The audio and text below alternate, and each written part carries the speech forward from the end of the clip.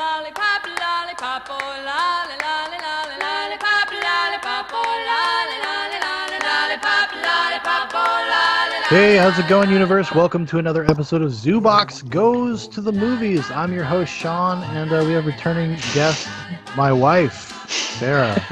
You could just call me your wife. That's my wife. My wife, yeah. So I had two flakeouts this weekend, and we needed to get an episode up. Last week we didn't post an episode. It was kind of okay because we had doubled up the week before. We had a regular episode. We had a Tenet spoiler review.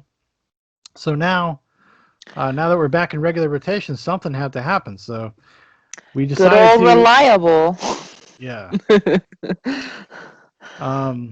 So yeah, we decided to do something really stupid and talk about Cuties, I suppose. I don't know, it's something I watched a few days ago, and I wasn't even sure if I was gonna even talk about it or do anything about it. I thought there's an interesting conversation to be had for sure, but I was like a little paranoid. I was like, I don't know if this is really worth the heat.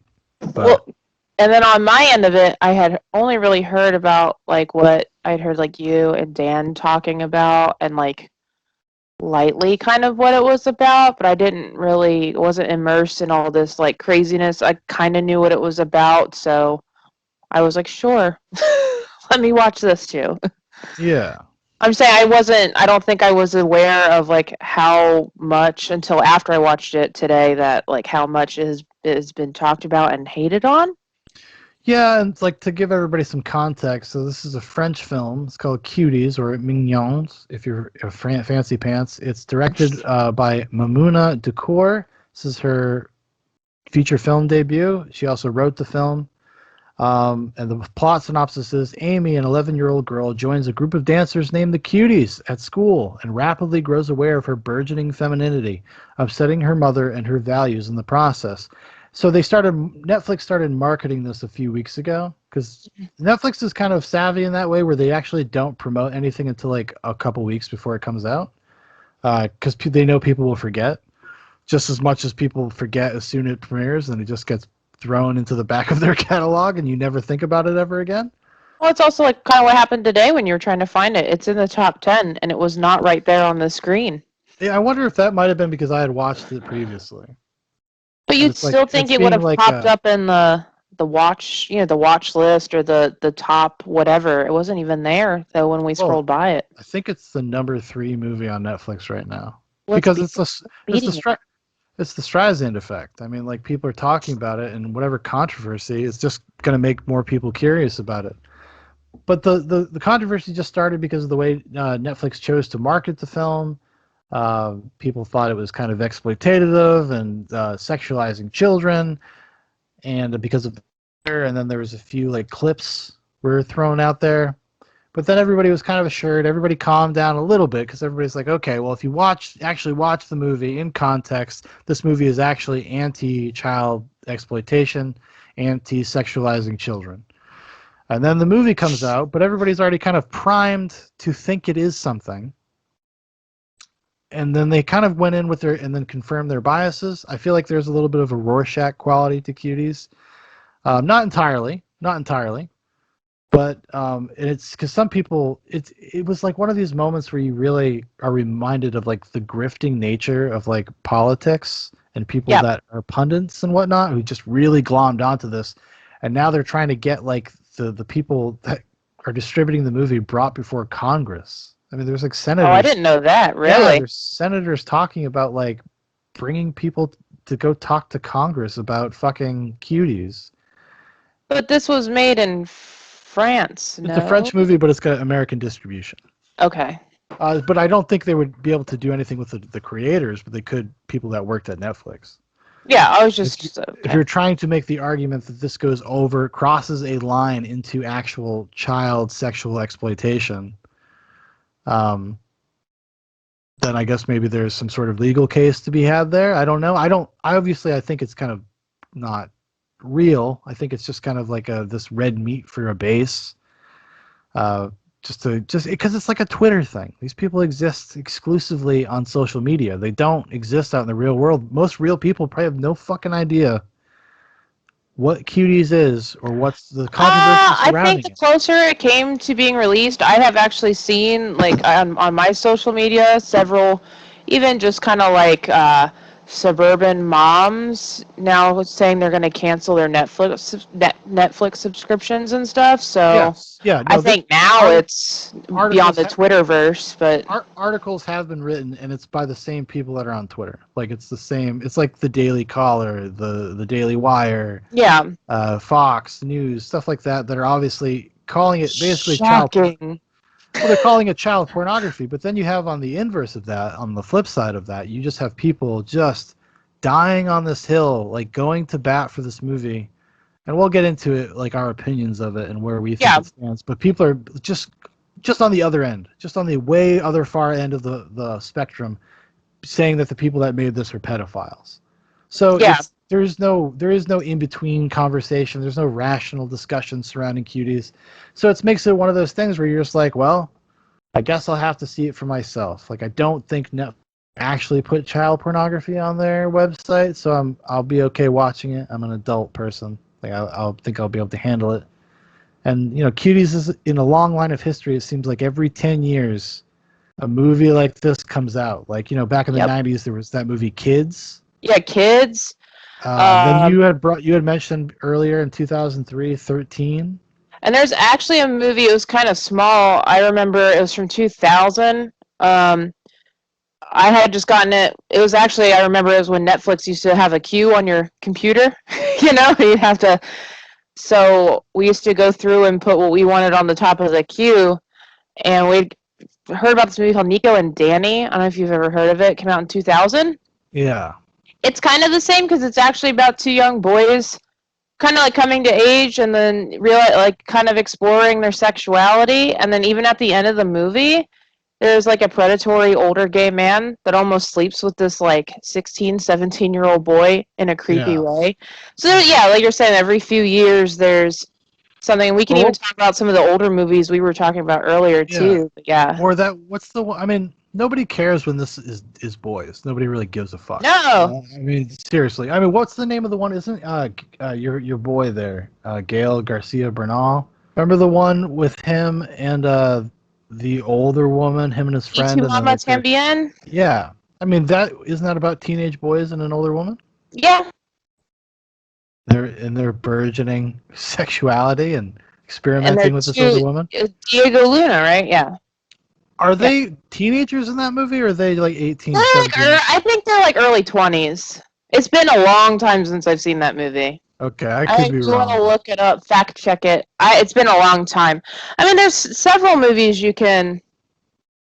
I mean, or just even just not to be weird, abuse of boys in general. I mean, you got a lot of movies that kind of that's Well, it's happened. obviously well. There's a lot of things that will exploit like the male form or whatever in creepy ways and ways that feel predatory or Yeah. mendacious. Like it's a weird thing. But anyways, but that's not what we're talking about. So we watched Cuties. We did watch the movie. I guess Yeah. let's just get into it. Let's get Mhm. into it, Sarah. So what in your when the credits rolled on Cuties, what did you think? You want me- my honest first reaction? Yeah. Boring. Yeah. Sarah, if there's no lasers in it, she's not having it. I'm out. No, I mean, but for me, I kind of, and it might be just my age, or I kind of always been like this. A lot of coming to age stories, I get kind of like at certain points, just kind of my eyes gloss over a little bit. I'm not sure why.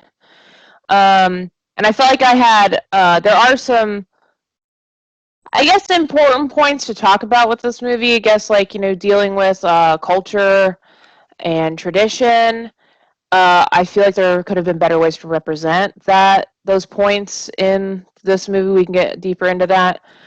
And the struggle, interesting. Bombs. Keep talking. I'll be right back. Yeah, the struggle between like culture and growing up, and especially when you are from Hi. So I can hear you like clearly through like you're in the other room. Oh, okay. I just didn't know if you knew where I was at. No, but especially when you are a transplant family that has moved into, like a new country and other cultures clashing. That's like I think a really cool thing to explore. I don't think Cuties necessarily did that well enough. I don't know. I just kind of, for me, every other kind of hitting point besides like shots that lingered a little too long, and we can talk about that also. I just felt like it was kind of, I've seen this like you said, every few years. Well, I think it's a pretty traditional coming of age story, just kind of with updated for modern times. I do think it's actually got a pretty good message and a pretty good subtext. I don't think the characters are very well done. No. I think the script is kind of muddled. Like the storytelling is muddled. That's really what really kills it because the director kind of undermines her own ambition, her own subtext all the time by the way she chooses to do things. But I think the message about kind of some of the cultural stuff I think is interesting because it's one of the first times I've ever watched a movie that was openly like hostile to like Islam. Thought that was weird. Like in the fact that the mainstream media like embraced this notion of like, oh yeah, women are mistreated. And this is a generational thing, and it's something that they do to themselves because of like, cultural I don't know what you call it, lifestyle brainwashing. The family's from Senegal? Yeah. Okay. And there's three different generations of women. You experience it kind of from the grandmother to the mother to the daughter. And the daughter is somewhat, for lack of a better way to put it, kind of mildly traumatized by watching her mother be subjugated and subjugate herself in certain ways and having to kind of take amounts, like a lot of pain and suffering being married to this guy who's about to take a second wife because that's something that's apparently they can do. Mm-hmm. And she has to come to terms with that, but the daughter sees kind of the raw emotion and the sadness of that. So there's this kind of subtext of like, kind of breaking out of that system. And when she notices that, she sees how like repressive and like her family dynamic is and the culture that she comes from. She kind of takes things to an extreme. Like she finds the outside world and embraces like kind of secular music and secular dancing and in its most promiscuous form. She really goes overboard with it. And I think all the things social in the way that social kids are on social media, I don't think it does a great job. It touches on all of these things without really getting into any great depth because it's more just like texture to the movie.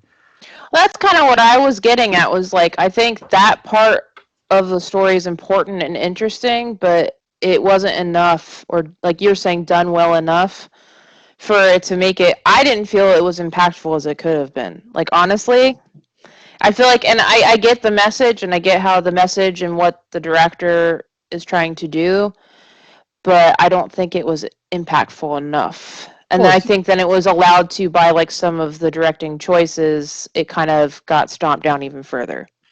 Yeah, I mean, there's this thing about, I think if people were to be honest and not be like puritanical or prudish, like kids are very fucking weird, or kids are exploring these kind of topics way before like adults would ever have them be comfortable with it. Like even in their own weird little ways. It's especially nowadays, like. Well, it's just exacerbated. But we all used to have those conversations. We all used to make those kind of jokes. We all used to, because it's just it's fantasy. It's like role playing. You're screwing around. Fit in the different little niches at school, and just try to figure out where the hell you're stumbling to next. Especially being like a preteen. Like I remember that clearly. Oh, and like I brought up when we were watching it. Also, being a latchkey kid, that kind of gives you time to do things that are a little more like. I think that plays a part in the story because there's this idea of like a single mother trying to raise these kids, and these kids are left to they're asked to grow up in ways that they maybe shouldn't have to, which also kind of works into this notion of kids using adult identifiers in a shallow way to feel grown up and to feel like you're in control.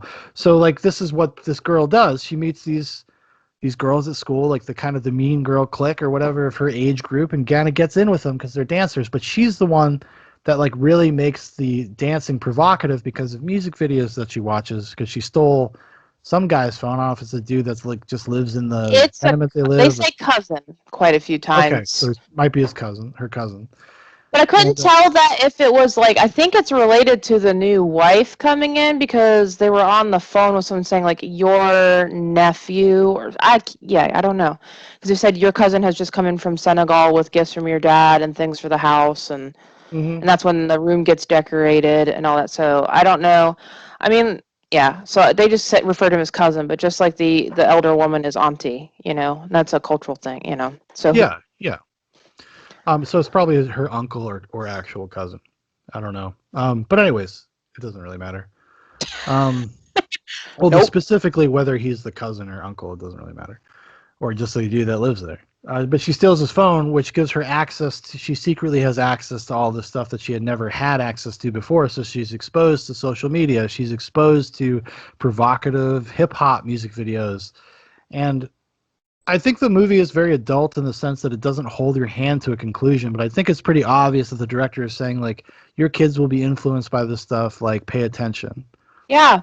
And I do think, like, that is a good message, and that you should be protecting the integrity of the childhood experience of your kids. Like, don't make them feel like they need to be 20 when they're 11. Yeah, I personally have seen that through people I kind of know or was acquainted with in the past, and it's insane to me. I actually have personal experiences of seeing like videos of these people's children on their own social medias and stuff in dance squads. I get dance in itself is this whole complex beast of like, body movement and expression. But there's sometimes these like drill teams, or they call them, it's almost like majorettes, Mm-hmm. and they do range from like 4 to you get into the 20s, right? But they are all wearing the same things, doing the same moves, and sometimes it's this line of like, okay, I get you're doing dance, I get you're doing this, but then sometimes you look at it and you're like, this is what you're celebrating. Well, because You're a 6-year-old emulating these 20-year-olds, so it's kind of like what I saw in the movie, and then the fact that I have seen this with people I've personally like known and encountered, I was just like, holy crap, you know what I mean? Like, there's a real, I mean, we have a real cultural problem with this stuff where it's like we will always kind of lend or kind of bend towards titillation, no matter who it is. Like, it's always got to be some sort of form of provocation. And like, it's like this idea, I was thinking about this, when these kids, they kind of get a hold of social media and laptops, and they're on like a chat roulette type thing on one scene. But this like social media, the entire thing is to like be a component of advertising, and to be yeah, a component of like sort of selling yourself in some way. And these girls like respond to that in a really overtly sexual way. It's almost like they just become like innately part of this thing, and like almost on some sort of like primal level understand that this is how you get things. And there's a few scenes that even underline that. Like, I do think, listen, as we're going to talk about the problems with Cuties. There are problems with Cuties, but there is a lot of interesting things in the movie, even though I don't think the director sticks the landing enough and gets in her own way a lot. oh yeah, yeah. And there's a few things where you're just like, why the fuck is this like this? Like, why is it like this? Other than, I suppose, the one reason that I can think of. But yeah, when I watched it, I wouldn't say I was really bored. Like, I appreciated things about it, but as I was watching it, I was like, well, this is kind of petered out. Like, it just didn't feel like it went anywhere. Yeah. In a sense, like, I understand what she's saying at the end of the movie. Like, I get it. I just don't think she stuck the landing, and then it ends up just kind of being a mess. All these jumbled ideas. I mean, maybe, I don't know. In respect to her, I suppose maybe that's just like supposed to be like mirroring the mentality of the kids, where you're just throwing all this shit at you constantly. You mean the glitter from the hair didn't just make you tear up? No, I thought that was a really weird way to get to that moment. So there's a moment at the end of the movie where they're doing their final dance routine at the competition, and she has some glitter in her hair from like when she tripped over something at her family's house because they're getting ready for their father's second wedding, and she sees the glitter, and for some reason this is the thing that shakes her out of this, like, I don't know, this fugue state of being a hussy. Like, I don't know. Like, and then she runs back home and she reclaims her childhood, and her mother's just like, It's okay for us to change generationally, basically. I accept you and I love you. You don't have to go to your father's wedding. Like, you don't have to be part of this if you don't want to. Like, it's kind of a little bit of a, it's subtly done, but it's a kind of a powerful moment, I suppose, if you've been paying attention. But I mean, I don't know why that lady's so upset. She's getting bonus hands to help her with all that crap she's been dealing with. Like, come on, lady. No, I'm kidding. You know, doing all the housework, all these chores, you got all these kids to watch. Now you're getting a bonus lady to help you. I'm joking. Well, I don't. Is the implication that they're all going to live together? Yeah.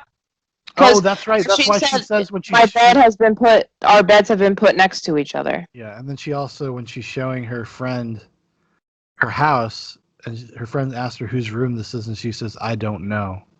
That's because she's talking about the wife. Okay. Putting the pieces together. But she gets to live like a princess, and they all get to share bunk beds in a run-down building that I guess all of the Senegalese people like own. It looks like, well, it's like one of those things where people they're like floor to ceiling, like look like they ran the whole building. It's just like one of those things where people move from a place and they all kind of move in the same neighborhood, the same buildings. You know. I know. I was being, but it just seemed like conveniently like there was a big enough area in the building they could have this wedding and cook these huge, massive meals and. Senegalese house.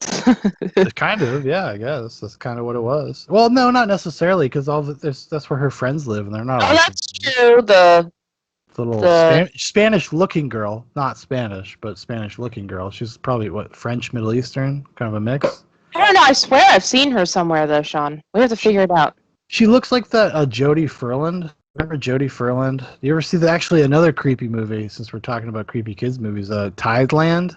You ever see Tideland? Yes. Oh, it's been a long time, but yes, Tideland. That was woo. She kind of looks like that. Just living in that house. Ooh. Well, Thailand also has weird, like, just sexual undertones that are. Yes. Not sure if like they're supposed to make you uncomfortable or you're supposed to be heartwarmed by them, and then you're like, why do all these people got to be fucking creeps? You know? Right. Like, why do I have to get older and find out Luc Besson is like a creep? Like, why does that have to happen? Why do I have to experience? Why do I have to suffer through this? Death of the artist, man. I just wanted to like fucking The Fifth Element. That's all I wanted to do. I still do. So anyways, I guess that's our general opinions on the film. Now we're going to talk about some of the specific things, the things that are basically causing a stir. Whether you've seen this film or only seen clips of this film, this is what people are talking about. So there are some director choices of how she shoots scenes that are intentionally provocative. I think the point is to be some sort of douchey, pretentious metaphor for like, I'm holding a mirror up to society. I'm implicating you in the sexualization of children because you are watching this, and you are taking her doing this cartwheel as what it, and you are titillated, like you. This is, and it's really not. It's really kind of, it's gross. I don't even think it's not even. That's the weird thing about it. It's shot in a way that I don't even understand what the fuck she's trying to accomplish. Yeah. Like, am I supposed to? I guess you're supposed to feel gross and uncomfortable. It's like, okay, but now you've done the thing that you're saying that you hate, like that you're railing against, because she's turning it on its head, Sean. She's so smart. But you have to exploit children and teach them these dance routines, and then go have a DP and have a discussion about how you're going to zoom in on their hips and their crotches. I mean, this starts almost. Can you use full terms, please? Because that could be misinterpreted, dude. No. Director of photography. Dick Prince. No, I don't. Like, it's, for me, it starts almost immediately once Amy, the protagonist girl, once she's kind of introduced into this other world, these other girls, like, it starts from this voyeuristic perspective, which is hers, and she's watching this girl do her laundry, and you only see the girl from behind, and you only realize this girl's like 11 once she turns around. What? No, you noticed that way earlier, Sean. I didn't think so. I had like a half chub. Totally. Listen, these guys, calm down. It totally went away once I realized it was an 11-year-old. Also, who wears pleather pants No, anymore? I just assumed. I was like, I know what I'm watching. I'm like, oh, that's one of the girls, and they're like, these leering camera things. And when you watch the movie, you understand. Okay, you're watching from Amy's perspective, so the camera is leering at this girl. But they even do that in that scene where she's tucking the baby down for a nap on the couch, and her other brother's kind of, I think he's off to the side either eating or doing something at the table, and the way she has to like lean to like put blankets on the baby, she has like total straight bend, and it just stays where center and frame is her like rear end perfectly straight bent, and then you're While like, she's wearing panties, like she's actually in her underwear. no, she was in, it looked like pajama pants with Maybe she was underwear. Okay. I'm getting scenes. Not that I was looking for that stuff, but the image was there enough to where that's what it seemed like. But it's like you're tucking your brother in and already, and this was like pretty quick into the movie, and already we're getting like. Now, okay, I agree with you. I think it's framed oddly, but it is a distant shot and it's a locked off shot. The camera does not move. And when I saw that, I was like, okay, now am I like looking for this now? Like, am I clued in to just see every single image that I find inappropriate? Like, you know what I mean? Or like, I'm just going to read all these things as inappropriate? Because the only things I felt were like really, there's one scene in particular I found wildly inappropriate. I have one too, but let's see what yours is. It's the Instagram video. They make an Instagram video and you see the actual video, you see the whole video, and it is wildly sexually explicit. As much as you can with kids with fucking clothes on. It's like a Pussycat Dolls routine. And like, no, but the thing is, none of these scenes that we have problems with, none of them are necessary to move the story along. None of them have to be shot this way to make their point. At all. It adds nothing to the movie. I gained nothing from watching the 2-minute Instagram video. No. Like, I didn't need to see the video. I just needed to see the reactions to it. Like, I don't need to see the video. It's just like, that's like, when she takes a picture of her vagina and posts it online. Like, would it have been more impactful if I saw the picture? Like, no. I don't need to see it. I just need to know what the reaction is. Yeah. I mean, for me, the scene that I kind of like, I was like, it was actually during their final performance. At one part, you see one of the girls dancing and like making a face, and then perfect in frame, the blonde girl does this like, it's a cartwheel and then a stand, and it's framed where the one girl's face is right in the girl's crotch, and then her crotch like gyrates, and they like rub their asses together. But I'm saying that particular one, because the way their uniforms were, you saw every I might have been looking harder, but it was just like you could see every shape of that little girl, and it was just like, as for a minute, I was just like, yeah, like. And they try to justify. They're trying to say like offensive, but for me, that was it. I was like, they're trying to say, and I've heard the director give this defense that like, oh well, like, or not the director. I've heard other people give this defense. Well, like, oh, they cut away to the crowd, and the crowd is horrified. Yeah, like, I laugh at that, but so like, what the fuck are you thinking I'm too stupid to think this is wrong? That's all that says to me. Like, What are you talking about? Like, this does not justify the way you shot this. You can have the scene. You can have this content. I am a big proponent. This is why it makes me so uncomfortable to talk about this movie. I'm a big proponent of free speech, free expression. I think these things need to be protected. That's why I was not cool with people running around calling the people that made this movie pedophiles. So I'm just like, you're completely ruining this term now. Well, especially because, like, in the landscape we're in right now, some of like the major news stuff, I feel like it was unjustly like kind of like cruxed onto this like the save the children kind of stuff, and then trying to really break down some of these major things that are being discovered, and rightfully so, like trying to be broken down and stopped. Yeah, the child sex trafficking stuff is kind of the thing. It's also like, why am I hearing less and less about like Epstein stuff and his like little weird girlfriend and things like that, but we're getting upset about like Cuties. Like, I understand it's upsetting and uncomfortable, but I've been hearing, like, even just scanning today, like, the internet and stuff, like, I see more about this in, like, and again, it goes back to the engineering of, like, media and social media and all these kinds of things, but, like...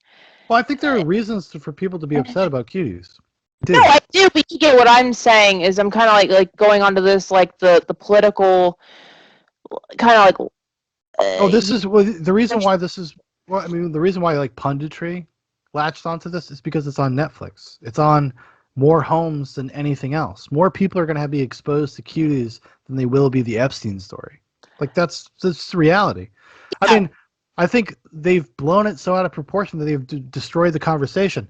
But I'll say this: the people that really failed, the people that really fucked this up, were stupid, reflexive, fucking movie critics that play politics in everything they write and the way they go about their jobs. They could have had a real conversation about the successes and failures of Cuties in an adult, responsible way.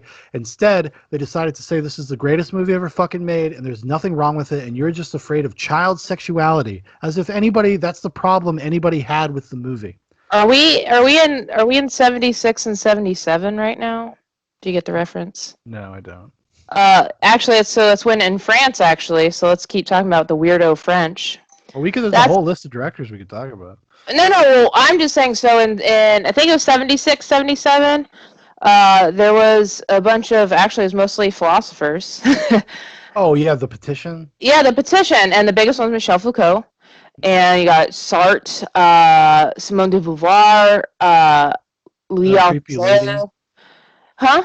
That creepy lady, I can't remember her name. What creepy lady? Some creepy lady philosopher, academic. I just said Simone de Beauvoir. Oh, maybe that's her then.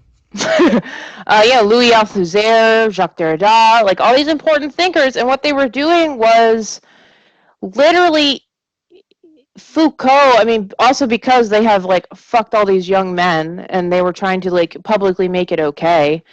But his explanation for this was like so they did like a series of like journal essays and letters and the petitions, and they were all openly signed of like always like almost 70 people. It's gross. Yeah. Anyway, so what Foucault says is, I had the quote written down earlier, but it's pretty much saying, like, for you to say and deny that a child cannot understand and experience something is denying them their own, like, reality and existence and two things that are innately in people. It's pretty much the summary of, like, what the argument is, and it's like... Yeah, and it's still the argument to this day. It hasn't actually advanced very... It's just, like... Well, that's the thing. The argument has not advanced. It's still the same. They say the same talking points. Like, oh, you can't. How?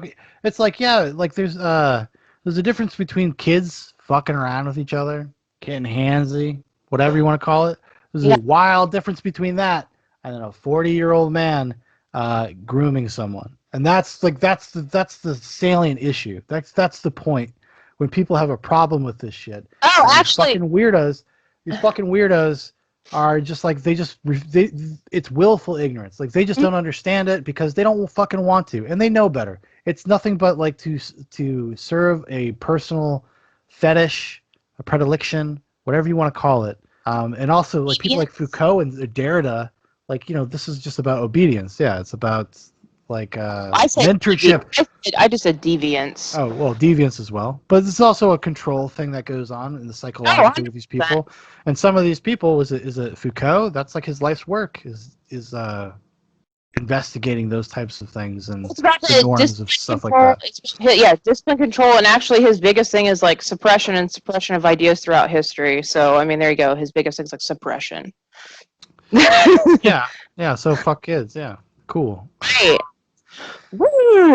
No, it's you know, the craziest thing is that it's not a very intellectually strong argument from some of like the quote unquote best thinkers of their generation. Yeah. And there's not even a very good argument that is usually easily pretty parsed apart. But they got play because we live in a world where people are reflexive against whatever they feel they're the opposite of. Mm-hmm. So if you have people that are in academia or intelligentsia, they just will side with it because they feel like, oh, well, the other side's puritanical and evil and repressive and regressive, and we don't want to be a part of that, so we'll just agree with this. That's kind of what goes on with Cuties, with the criticism of it. Like, that's like, you know what you just did? It's like, side note, you literally just summarized Foucault's The History of Sex, Volume 1. Congratulations. Yeah, awesome, and you didn't even read it. I've read a little bit of Foucault, but never, well, not a lot, but in fairness to Foucault, the perv himself, I have not read a ton. But I think that's the same kind of mentality that's going on with this Cuties thing. Like, how can there not be any critics like that are like claiming they like don't understand what people are talking about? I'm like, what do you like? It's not fucking rocket science, okay? Right. That it makes people feel uncomfortable, and this lady undermined her own fucking message by doing the thing that she said she's railing against. There's a famous quote. There's a famous. Before you can go on, there's a famous quote by Truffaut, and Truffaut says there is no such thing as an anti-war film because you can't make one. It's impossible. Just the act of putting something on film is to romanticize it. It is to fetishize it. It is to glorify it. You don't want your movie to look bad, do you? You don't want your shots to look bad, do you? You want it to be a beautiful, moving experience. So just the act of trying to make a good movie romanticizes something, and there is nothing you can do about it. There is no getting away from it. And I think it's the same thing in this case. Mm-hmm. I really do. I don't think who really embraces that is Von Trier. Oh shit, Von Trier. At least he cast fucking adults. Right. Well. Wow, there's no kids in Von Trier. I know. I was just joking. I was just being anyway. Lars Von Trier will go there, but he'll go there properly. Yeah. Do you know? Okay, so I haven't found a segue because I told you earlier I had a joke in my brain that I wanted to do, but do you know I could not. Well, I was gonna like cut you off while you were saying who directed it, and I was gonna say Patrick Swayze and Donnie Darko. Because all I could think about was Sparkle Motion and kind of like what that movie like emulated about actually the same thing, like this kind of like sexualization and weirdness of like the children, and then like this Patrick Swayze being like he was a child like molester, a child molester and purveyor, like pornography. He had like a whole little dungeon, and that's all I kept running through my brain like through when I was bored during the movie. I was thinking about Sparkle Motion, you know. I like. To me, like, I just don't understand how like people couldn't have watched the movie and can't come to the rational conclusion like, I think the director might have fucked this up. Like nobody said that, and I was like because like I said, it's either like it's great or it's child pornography. Like there was no in between. Can I also interject something? What was the movie you were watching the other night that was all in sign language? Oh, The Tribe. Why are we getting outraged about The Tribe? Because every time I looked up and I was just like, what the fuck is happening right now? Check out, there's a daily movie review I did for The Tribe, and just a little preview. There's a Backroom Abortion. Full on. Like, wildly uncomfortable sex scenes. There's a bunch of beatings. There's a lot of violence. The movie ends with some spectacular... It ended in spectacular violence, but the coolest thing about the movie is that it's like 34 shots, so it's not a lot of cuts in the movie, and also it is entirely in sign language, and there is no subtitles. And you'd be surprised. You can follow the story. Mm-hmm. And I don't know sign language, especially not Ukrainian sign language. So it looked like it was like Slovenia or something, you know? Ukraine. It's a film from the Ukraine. That movie definitely pushes the boundaries. I'm pretty sure all those actors are of age, though.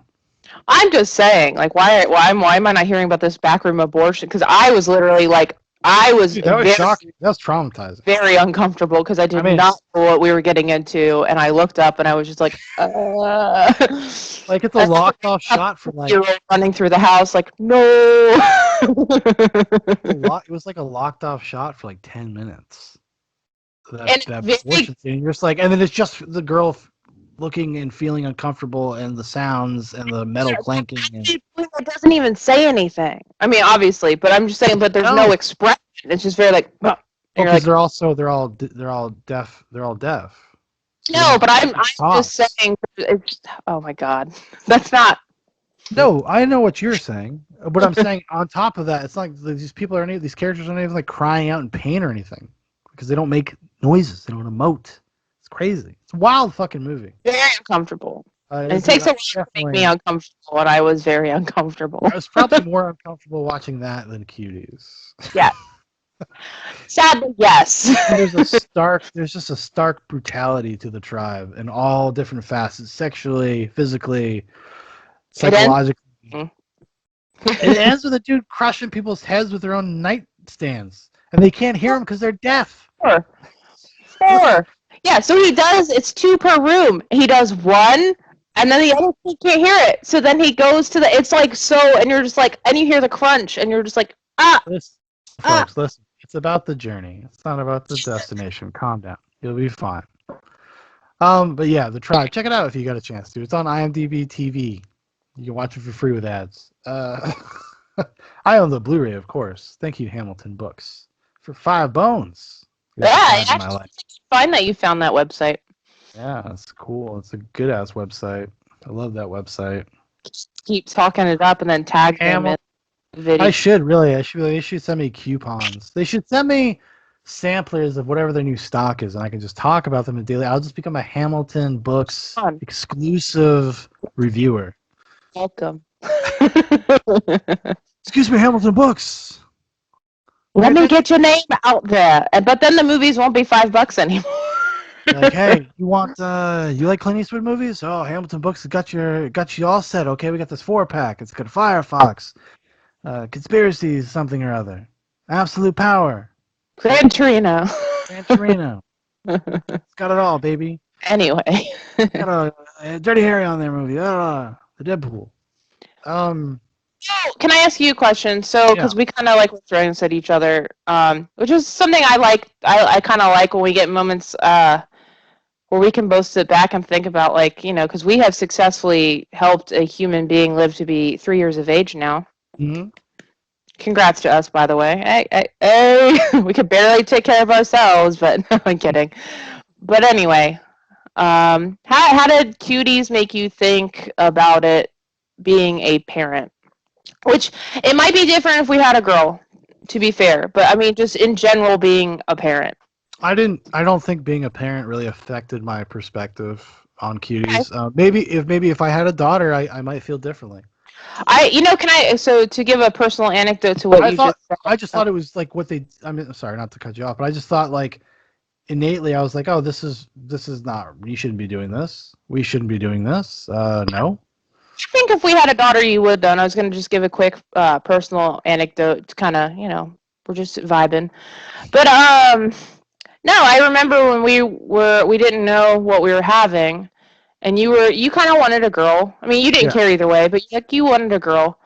And then I remember kind of like closer to when we were finding out what we were having, you looked at me and you're like, you know what? I don't know if I'm ready for a girl because all the shit and craziness you guys have to deal with.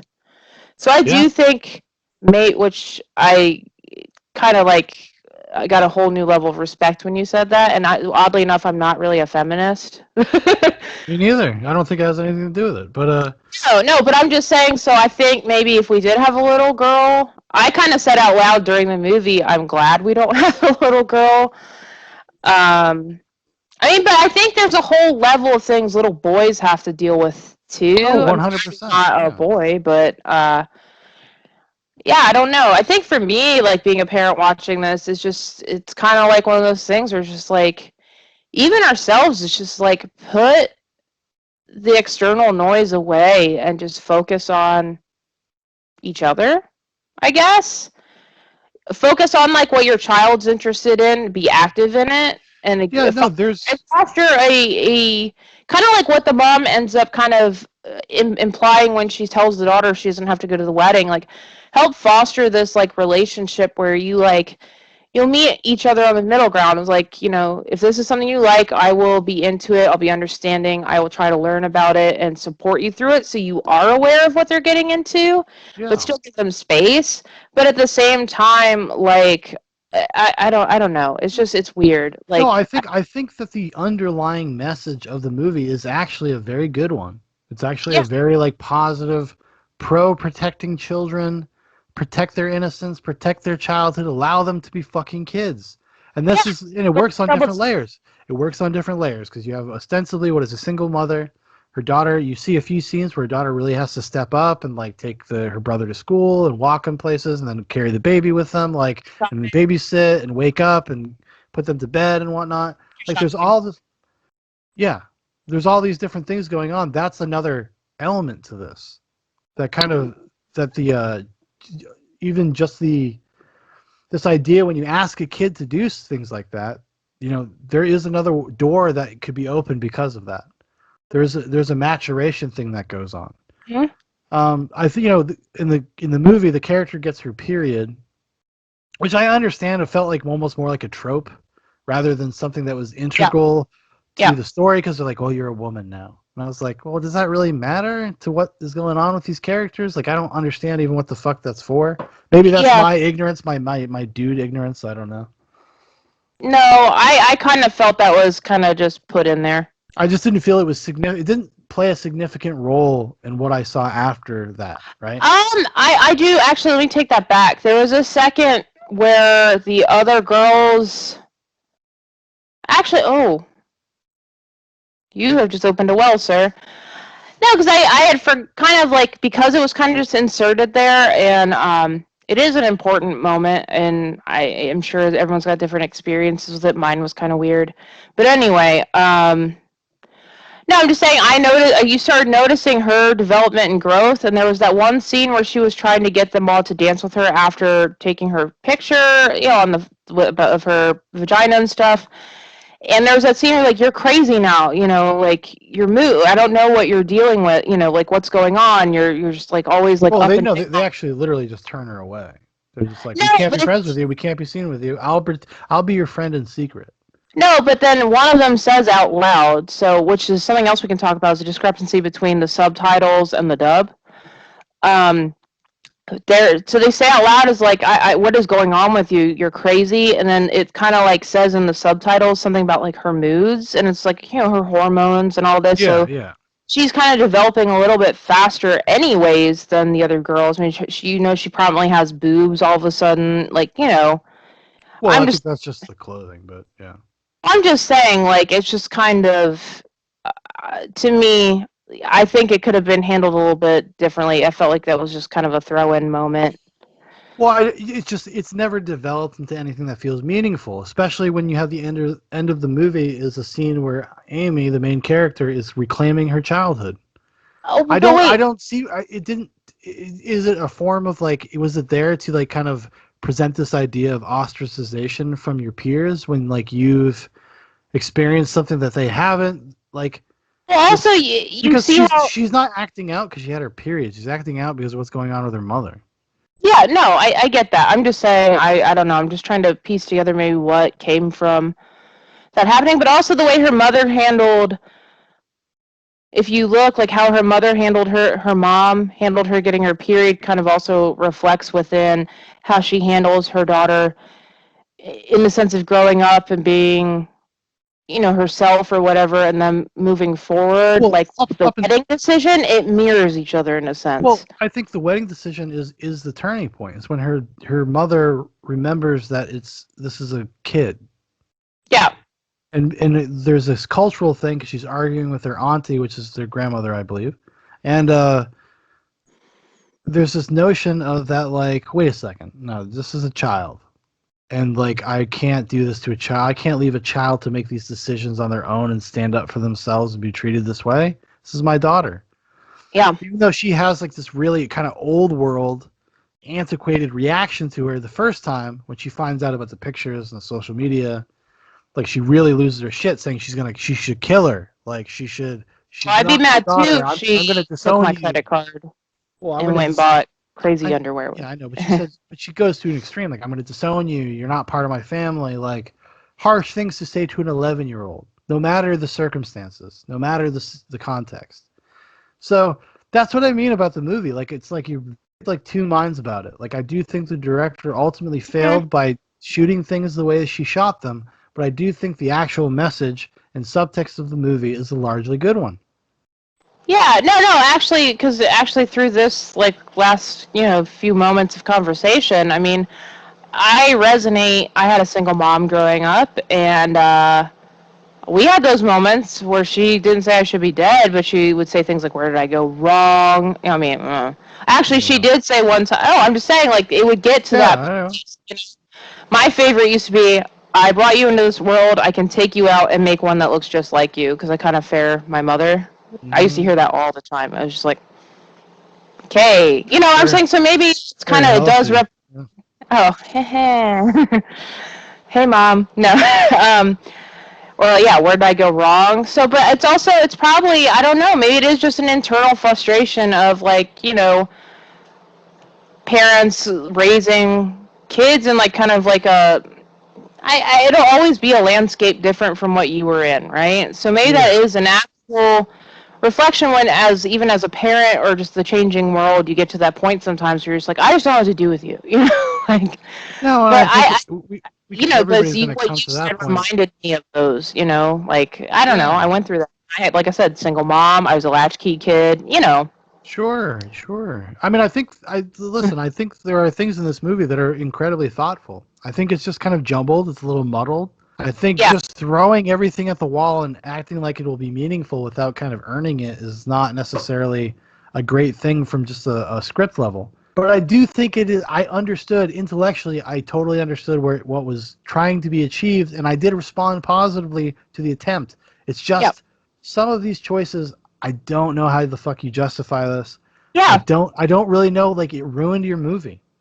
And people should just be honest and say, like, yeah, that maybe this is not the most appropriate thing. Like being like, welcome to European cinema, bruh. Like, that's how some people are acting. Like, well, they wait till they find about European. It's like, that doesn't make it okay. Like, give me a fucking break. Like, we were talking about Brooke Shields earlier, right? Yep. She was in a string of fucking. The Pretty Baby was the first one that I was telling you. You had never seen that, correct? I've never seen Pretty Baby. I've seen The Blue Lagoon, and I've seen Endless Love. So Pretty Baby is from '78. I have some of the info in front of me just to talk about it. I've seen it once, but the director is Louis Malle. Mm-hmm. And so his whole, I guess, from what I understand of his like directorship, is about the experience of like the human experience and these kinds of levels. But so essentially, but Pretty Baby. So like I said, it's in 1978. Brooke Shields was 12, and she is a prostitute in Louisiana. Yeah, in 1917, Louisiana. Yeah. Yeah, but she's 12. Which is it's a real thing that used to happen. But the way you make that movie, it's important. Yeah, and in the movie, you see her prepubescent, flat chest and nipples. Released in the United States. Couple is looking at her. There's a plot. Right. Yeah. Okay, 12, sorry. maybe? I don't know. It's young. 13. She was 13, but yeah, still. 13. Sorry, sir. Listen. Hey. She hit the teens. She was not 12. She was 13. You know what they say? That's great for weird girls, huh? No, I'm kidding. Anyway. There's grass on the field. Play ball, right? You know? Oh, yuck. Anyway. Sorry, everyone. That's my bad. But I went right into that. I walked right into that, and it's fine, because that's how we are. Anyway. I accept ownership for myself. No, but yeah, so this film, there's implied sexual scenes in that of like her with male Johns. There's I think a couple other things. I mean, with Blue Lagoon, there's incest. Let's talk about that. Because isn't it her cousin that she gets stranded with? They're shipwrecked. They're a well-off family. They get shipwrecked with just their butler, and then they're like cousins. And then she doesn't understand what's going on. She gets pregnant. They have a baby together.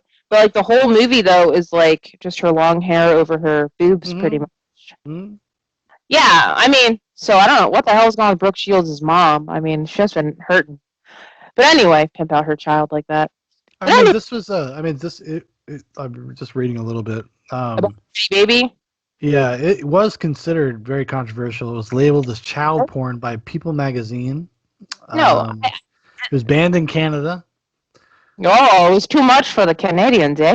It's only a role. I'm not actually a prostitute. She regrets starring the Brooke Shields has regrets doing it. But she also wrote her thesis on it in college. Well, there's a difference between like in 2018 she said she regretted doing it. Yeah, no, I understand, but I'm just saying is like, I kind of was just leading off of like, you're saying, well, it's European film, but it's also like, it's social commentary. Dude. Well, you got, when Louis Malle refuted the criticism, stating to People, anybody who calls it child pornography has not seen the damn thing. Nymphette and Lolita rubbed me the wrong way. So, he was just making a reference to Lolita, which is interesting. I watched this movie on the back of reading Lolita this summer. Yep.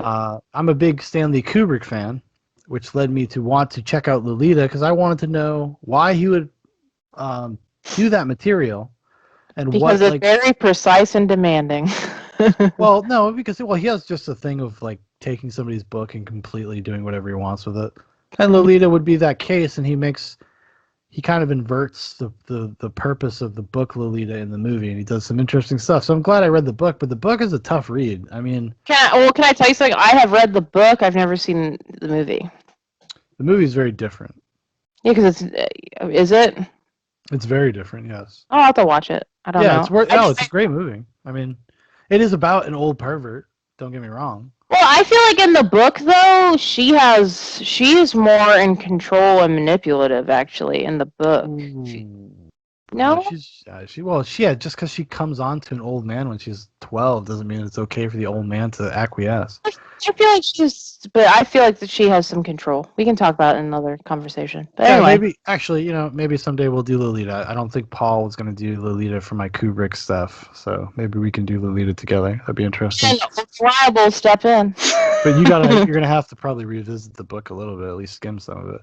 See, I have it right there on my shelf, and I'll just do that. I won't put it on some dumb Kindle. Kindles are great. They also suck because you kind of like forget what you've read because of doesn't have the permanence of a book on a shelf where you can like fondly look over at the shelf and be like, oh, I read that. Now I'm like just looking at little square thumbnails, and I'm like, don't remember them. Something I don't like about the Kindle, every time I've tried to read something on it, I don't like that it tells you your speed and percentage and all that. That gives me fucking anxiety. I love it. It makes it, to me, it's like a challenge. I'm like, I don't like it because if like I'm feeling particularly lazy one day and I'm just trying, and then sometimes with a book you can be lazy and just fall asleep with it, just put it down. With that you're like, I'm under my goal. I must produce. I must produce. No, I don't like it. Nope. I don't know. I guess look for that for a future episode of. Look for that for a future episode of Zoobox Goes to the Movies. We'll do Lolita. It'll be interesting. I want to revisit the movie now that I've watched the book or read the book. You did on a screen. What's that? You watched the book on a screen. It's on a screen. Technically. So you watched it. You watched the pages turn. You fucking ugh. You're the one that's gonna bring the firefighters into our house, and I'm gonna kill you. It's possible. I will kill you. It's possible. That's something else we could talk about. I don't know. Never finished the miniseries they did. What? Oh, the Fahrenheit. That was a TV movie. We just stopped after 20 minutes. Oh, I thought it was miniseries. But actually, the old movie is pretty good, actually. I have the old movie. It is good. Yeah. I mean, it's decent. It's not great. I don't know. I don't think there's ever been a great adaptation of that. Getting all these ideas. It's better than the HBO one. The one with Michael B. Jordan and Michael Sheen was really just kind of all style. Is it Michael Shannon? Michael Shannon, you're right. Sorry. It's all style. It's just not very good. Dude, the teasers had me so excited because it's one of my favorite books, and I was like so excited. And then we got like what, half hour in, we're like, meh. It's the most basic bitch adaptation of 451 you could ever possibly do, thrown in with some like just I don't know garbage modern politics. You're just like whatever. You guys got to take it and ruin it. The principle, the point is there. You don't need to add to it. Like it's fine. That's like if somebody took Animal Farm and decided to update it with like Trump. Like I'd fucking lose my mind. No, like can you imagine the little pig though, just like with the little hair? Little hair quaff, yeah. That'd drive me fucking nuts. I would lose my fucking mind. They're one into the ring, so we've said a couple we'd like to do. I would like to do a They Shoot Horses, Don't They with you. Okay, yeah, I'd do that. And we'd also talk about the Running Man in the same episode. Is that Sidney Pollack or Sidney Lumet? I can't even remember who directed that. So I think it's Sidney Pollack. Yeah, I think. But that is the first movie I ever brought up to Sean as being a cool movie, and he had never seen. So you're welcome. It's true. It's actually, it used to be on YouTube, everybody. It's called They Shoot Horses, Don't They? The whole movie was on YouTube. We bought the Blu-ray when it came available. Kino Lorber put it out. If you're a collector. That Kino Lorber cut is good. It's got an audio commentary on it. Great movie. But yeah, it's a good one. I like that movie a lot. Anyway, Cuties. Cutie patooties. Ew, don't say that. I don't know. There is a history of these kind of movies, and I don't really have a problem when people get their hackles up about it. I think if anything, it will force the conversation to happen. So Yeah. now we can again culturally reassess whether like this is appropriate or not, and I think maybe that's a healthy thing, because when you look at pop culture, we're right on the cusp of it. I mean, we're right there. I mean, look at Britney Spears. I mean, even going back to when we were kids. Leave my girl alone. Yeah, well, she seems like a normal, Wait. well-adjusted person. Leave that alone. She seems like a totally well-adjusted person, and that seems like it was really good for her. No, oh my God. No, what I'm saying though, like pop Right now. culture promotes this idea of like younger and younger and younger. It was Britney Spears and Miley Cyrus, and like this kind of too. Let's talk about that lady. Who? Miley Cyrus. Oh yeah, but like what I'm just saying is like there is something in whatever is the most current thing tends to be always kind of pushing this boundary, but people you're so saturated with it, and it's never presented in a way that they're younger. They always kind of try to age them up, but they really are kids.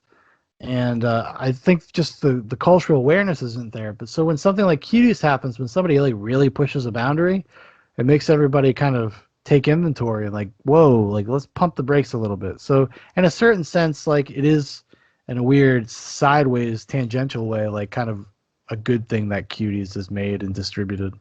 100%, because like I said, I have in my own personal life not interacted in the sense where, I have participated in, but I have seen and been privy to like actual instances of things like this happening. I also used to teach kids, so you could kind of see these cusps happening, and I think especially nowadays it's so easy for people to like get so caught up in everything else that we forget about, like I was kind of saying, like it's important with your children to like be there for each other in the sense of like, this is me, this is you, let's learn each other, talk about each other, learn the world. You kind of lose that stuff and you're just like, you push it aside and then stuff like this happens and it's actually happening. Yeah. So for me, like I guess also speaking to me as a parent but also as a viewer of this movie, I am angry. Well, not angry. I am weirded out by a lot of the lingering shots and stuff, but it did do something important because we are talking about, and I'm not going to latch this on to the like save the children and the pedophilia. I'm not going to take away from that. Not the child sex trafficking. I'm sorry. And if I get like pegged as being weird for that, I'm sorry. I'm not going to tag onto that. I'm going to tag onto the fact that we need to like get back to like getting our faces out of screens, getting aware of each other as people and the world around us, and kind of it's a reminder to just understand ourselves and like our positions and stuff, right? And hope we can pour that on our children to keep that going. I don't know if I know I'm ranting. Well, I think in a weird abstract way, the fact that the movie fucks itself up is actually the thing that makes you talk about what the actual point of the movie is, which is interesting. It's interesting. So I have to be fair and to say that it does provide that space for this conversation. It did. People would not be talking about this if Cuties didn't exist. Right. So for that, you have to kind of appreciate it. It is one of those things about kind of the eye of the beholder when it comes to art, and how art becomes part of culture once it is released. It's kind of no longer belongs to the creator in some respect. And this is another example of that. And yeah. So ultimately, it is a good thing in its own weird way. I do like, obviously I still have issues with the idea that like you're gonna have to exploit these kids to do this, and you did. There are people that will watch this movie with weird feelings about it. And what I mean by weird feelings, I mean pedophiles. I mean, there are going to be sex predators out there that watch this movie, and I mean, 100%. Actually, there's one scene I got to talk about. Okay. As we end this, we didn't talk about it in the media discussion, unfortunately, but there's a scene where her family exorcises her. Oh, yes. They have an exorcism, right? We both looked at each other and said, "What the fuck, man?" Because Like, okay, so they strip her down to like a tank top and her panties. it wasn't They a throw her- tank top. It was Yes, it a was. it was a boyfriend tee. Or was it a boyfriend thing? Yeah. Right. I guess my perverted male mind made it a tank top. Her panty. It wasn't her panties. It was like basketball shorts. I No, think. it was straight up her panties. That Yeah. See, I wasn't looking there. not everybody wears basketball shorts like you do on the house. By basketball shorts, I meant like the '70s retro ones. Anyway. Yeah, she's just like with Charles Barkley over here. No, but they're dousing this girl with holy water. The whole floor is like wet underneath her, and she's convulsing and thriving and like air humping. And the camera does this thing where it creeps around behind her Yeah, and she's as like her underwear is riding up her ass. slow motion filming. Like it's fucking. It was really like disconcerting. I don't mean to be laughing. Like, It's just one of the times I was like, what the fuck is this? I get you can have an exorcism scene. I get it because of the cultural stuff, her beliefs. You don't need to do this, though. This you even have less of a reason to do than the fucking dance routine.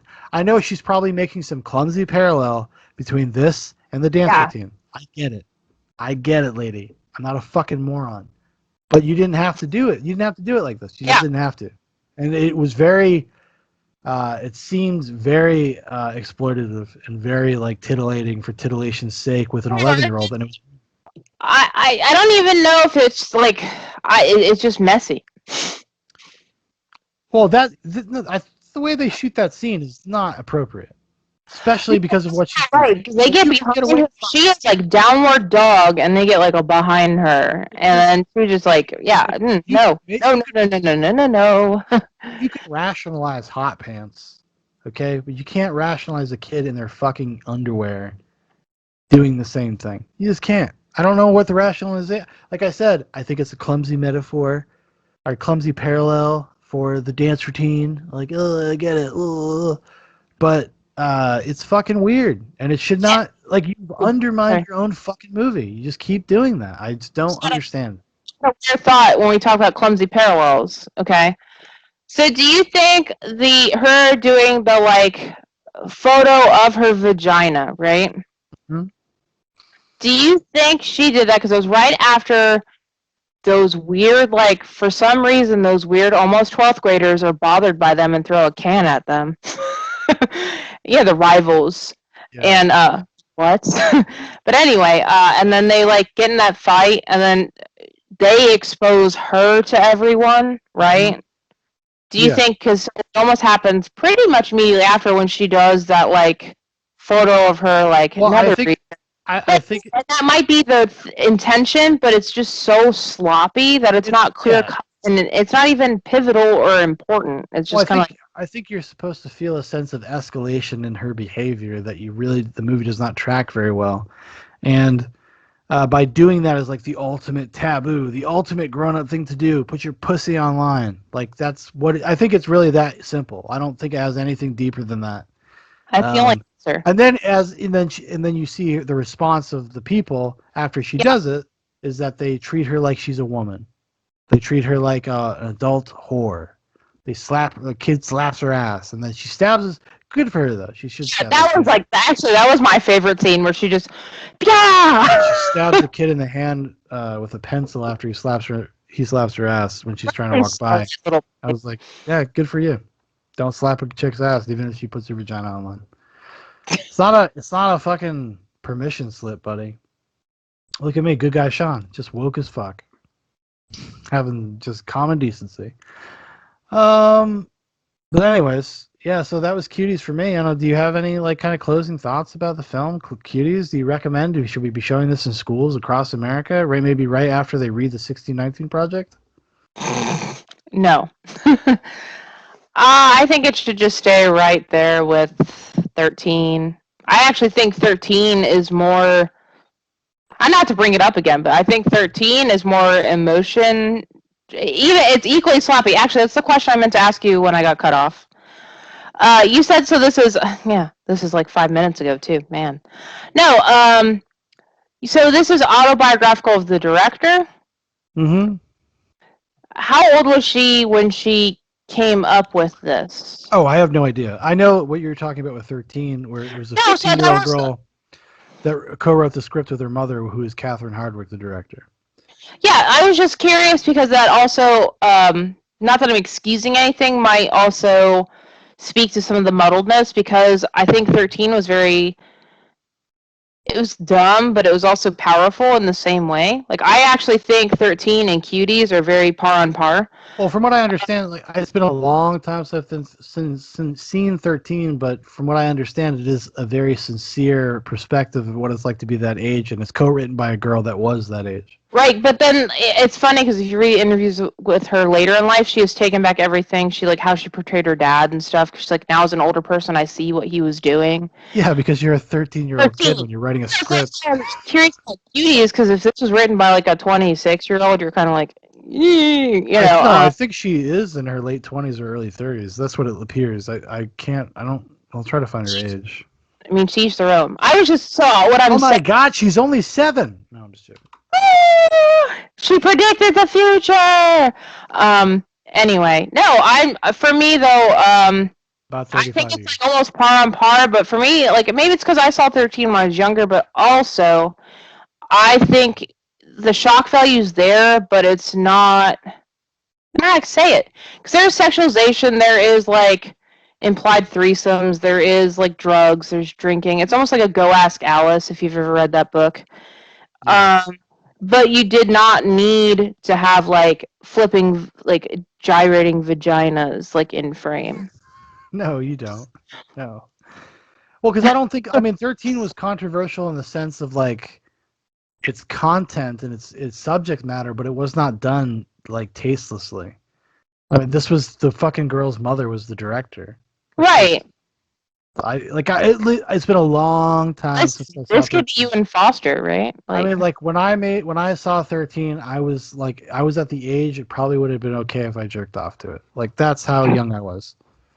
sorry. I remember watching because I used to have Stars when I was a kid, and 13 came out, and they would have like their Hollywood, whatever, all the new movies. So I saw interviews about 13 like over and over So and you over and again. Rachel Wood are very like, you guys are buddies, right? Intimately buddies. Listen, I can't make any jokes about that. She's going through some stuff right now, my girl. You know. I feel bad for it. Listen, much respect to Evan Rachel Wood, by the way. Since we're talking about 13 and child exploitation. Yeah. She ends up dating a cool guy, Marilyn Manson, when she's 18. He's like 39. Well, He tries to turn her into basically a sex doll, like one of these weird like submissives, and he kind of tortured her and fucking fucked with her head, and it's something that has traumatized her for years. And now she's speaking out about it, not to help herself, but to help get the law, the statute of limitations changed, and she understands that like, well, people will actually listen to me because I'm Evan Rachel Wood. So much respect to her. but also, isn't she part robot? Oh, that's the thing. So maybe he was right. Maybe Marilyn Manson should have been do whatever he wanted. No. It's not even a person under that skin. I was just Actually, no, it's a weird thing because it's like the Westworld. I think if you were to have a parallel with her life, her journey as a person, yeah, it's totally. it's actually parallel. I've only ever seen the first season of Westworld, so I can't speak to the rest of it. But I will give big ups to all those Radiohead, old timey piano. Oh my God, you're such a it hits hack, your dude. heartstrings. You're such a fucking hack. You're like one of these people. Just I like music. fucking. I was talking. Bands over and over again. Paul and I were talking about. Oh, good for Paul. Where is he? We were talking about Fight Club, and he was like, "Dude, wouldn't it have been cool when Meatloaf dies if they played Wave, like a cool, like slowed down hippie version of Wave of Mutilation?" I was like, dude, you're a fucking hack, buddy. Hey, listen to me. You're a hack. What I just said to that. No, I can't. It's the same sentiment. It's the same idea. It's like a 14-year-old be like, No. I recognize this. No, because the answer to that play in the capital theme of Fight Club would be a slowed down version of I would do anything. Oh, that's Right? even worse. That's even you're hacks. You're all hacks. Like Sarah's just like, oh, you know what's really cool when they play old songs during violent scenes in movies. Anyways, everybody, I think I've had enough. I think I've had a fucking enough. Luck finding your next talking person. Take that, damn prophet. This ain't no simp cast, okay? Maybe if you had showed up, I wouldn't be simping with this hack. I love you. I love my wife, everybody, but when you got to be real, you got to be real. You just can't accept how cool I am. So You're right. Sarah's much cooler than I am, to be honest with all of you. This is a fact that I have. That's why I married her. Why would you think I would marry somebody that's lamer than me? Are you out of your fucking mind? I'm about clout. Okay, I'm about clout chasing. That's what I do. Why else would I be on the internet doing things like this? Okay, because I'm about clout. So why would I marry a lame person?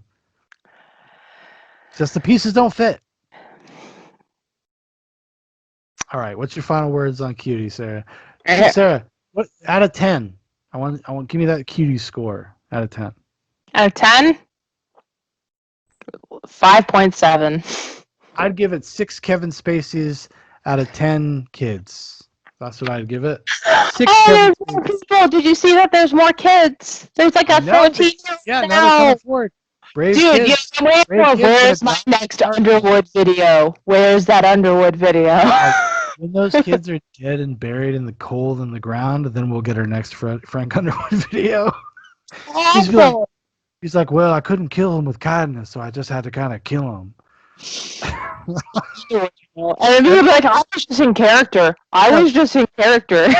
Behind him will be a roaring bonfire as he sips cognac. As the bodies behind him, the kids.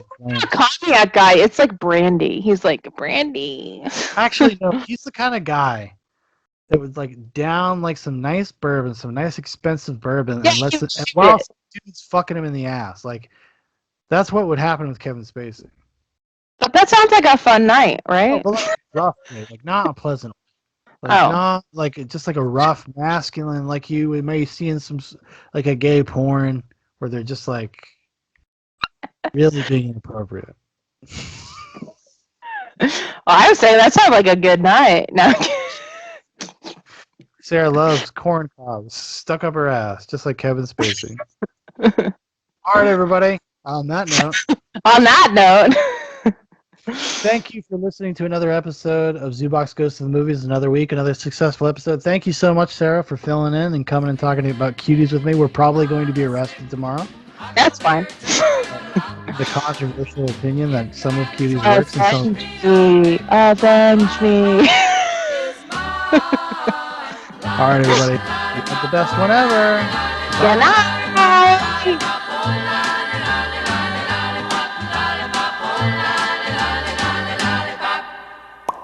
Boom, boom.